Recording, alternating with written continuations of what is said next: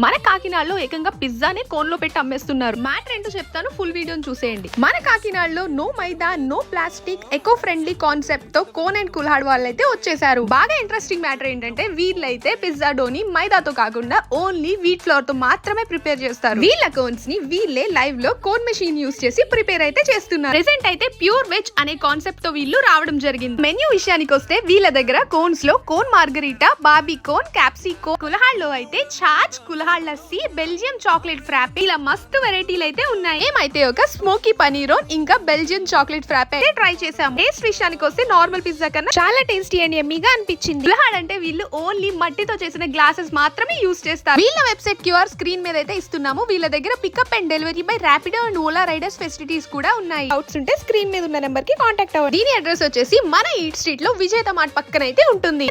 మీ friend కి share చేసి no mess no మైదా pizza అయితే ట్రై చేసేయండి.